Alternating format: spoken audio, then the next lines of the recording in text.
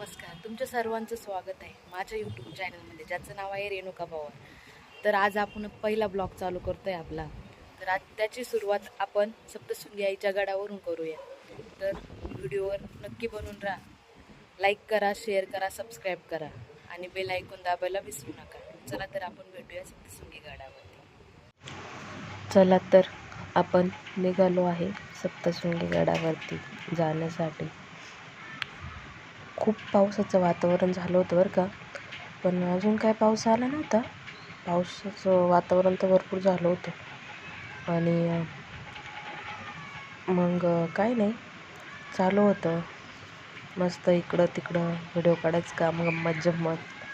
म्हटलं चला बसलो इथं, आपण व्हिडिओ काढून घ्यावा आणि सगळ्यांना पण शूट करून टाकून द्यावा.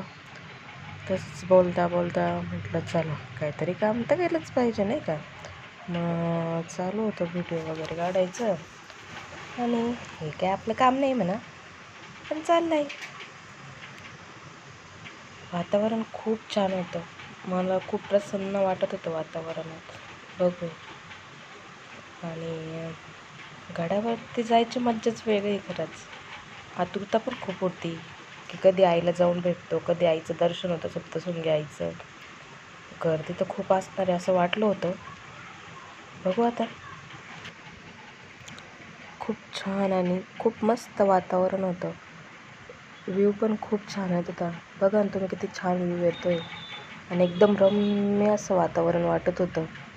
आणि मज्जा पण खूप केली म्हणा आम्ही. या वातावरणाची मज्जाच वेगळी, पण मनाला खूप प्रसन्न आणि खूप छान असं वाटत होतं.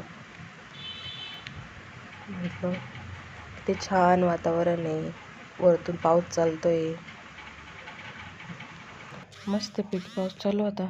मग काय फोटो बिटो मस्त व्हिडिओ वगैरे घेतले, फोटो काढले आणि मग बसलो व्ह्यू बघत. व्ह्यू तर इतका छान येत होता की बस कधी. मग नंतर पेरू भेटले, म्हटलं चला पेरू घ्या आणि पेरू खावा. मग पेरू वगैरे खाल्ले.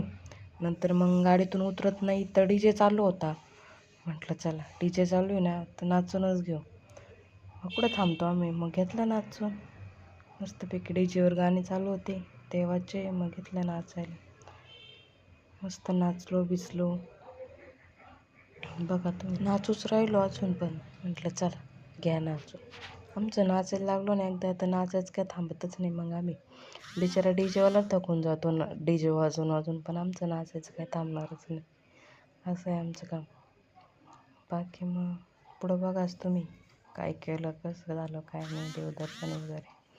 बाकीचे व्हिडिओ तर टाकूच, तोपर्यंत बघा नाचायचा व्हिडिओ.